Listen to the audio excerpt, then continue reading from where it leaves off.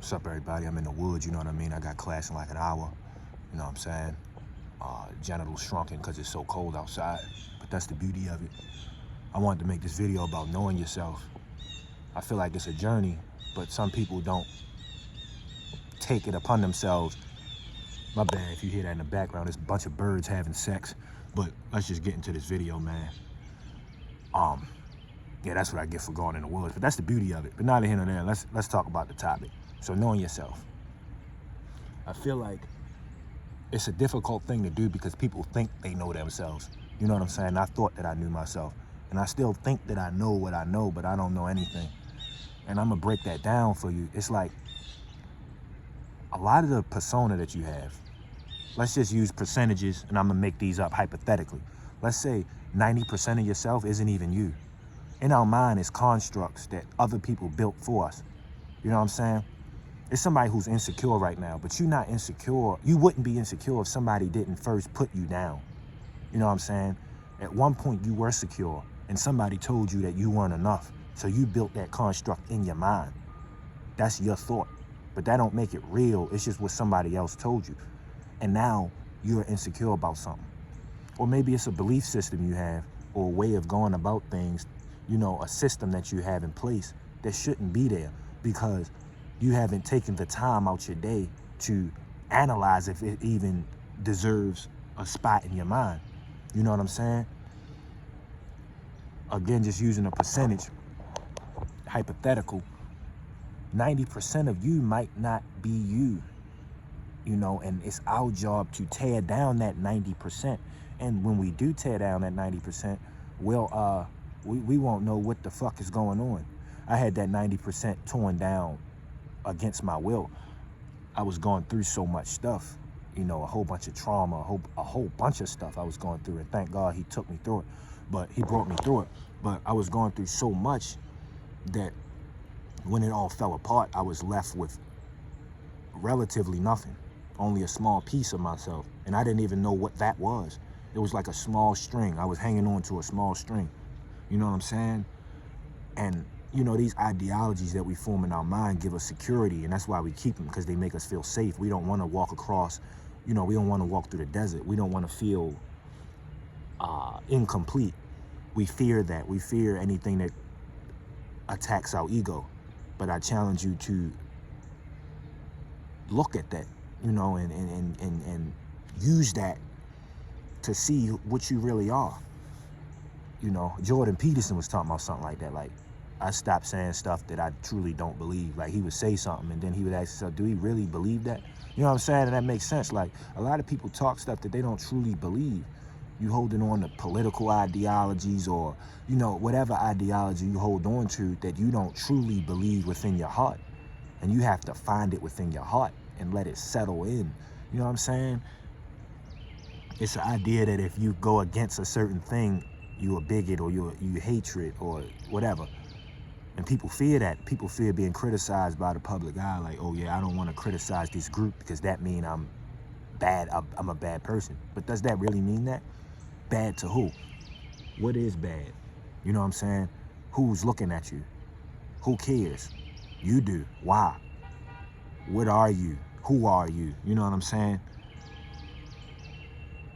I feel like, so just going back to the percentage, 90% not you, 10% you. And again, it's just hypothetical numbers. You might be 99% not you and 1% you, but there's still something in you that's you, but you gotta find that.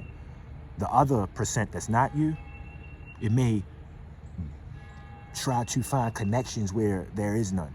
It may try to make false connections. You know, you've been with this girl for so long that she's the only reason you feel whole.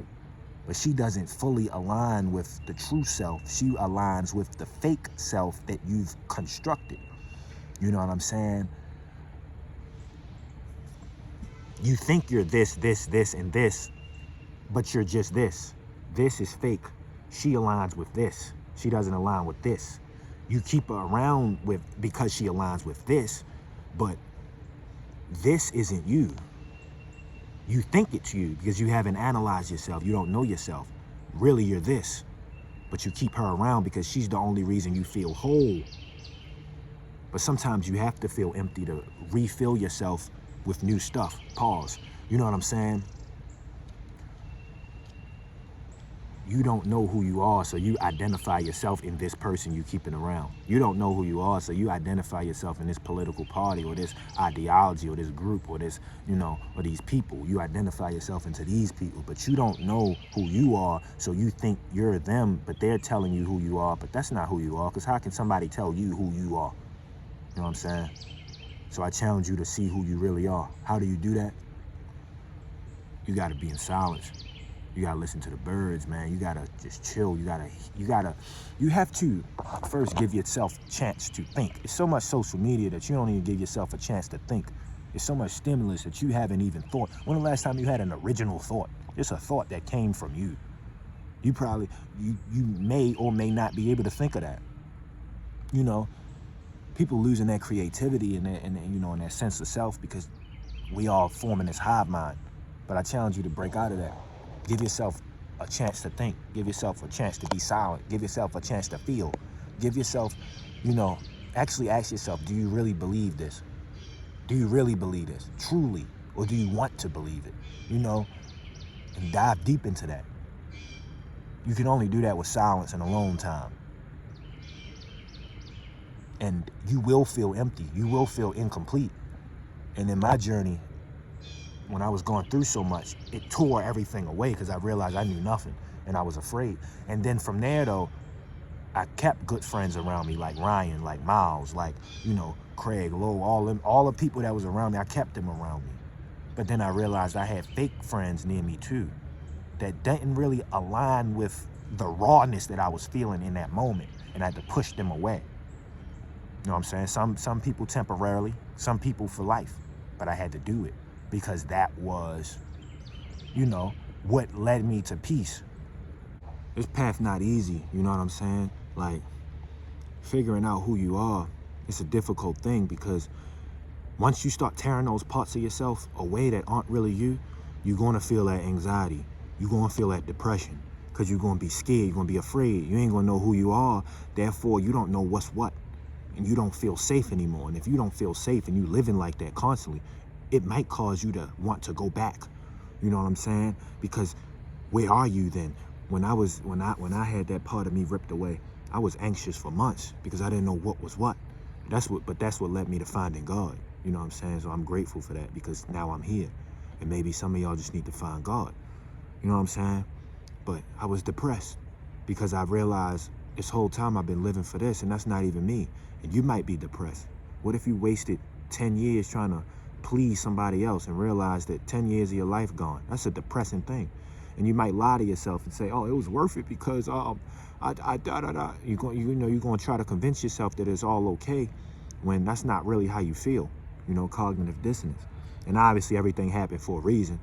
You had to waste those 10 years to realize who you truly are so you don't end up wasting 11 years. So at the end of the day, it's still some good you could get from it. But I'm just saying, you're not really going to be too keen on admitting that you've been living for somebody else. And that will make you depressed and that will make you angry. And you might try to direct your anger onto them when really it's your fault. And that may hurt you also. And you might also realize that some people were right about you. You know what I'm saying? Like, maybe somebody criticized something about your character that you disagreed with, but when finding yourself, you realize, maybe they were right. Maybe I am this and maybe I am that. You get what I'm saying? It's a painful journey when you try to find yourself because you really realize the flaws and you see them as they are. You know what I'm saying? And you feel empty, like your foundation gone. But it's good that it's gone because that's a terrible foundation to be on, and it was weak anyway.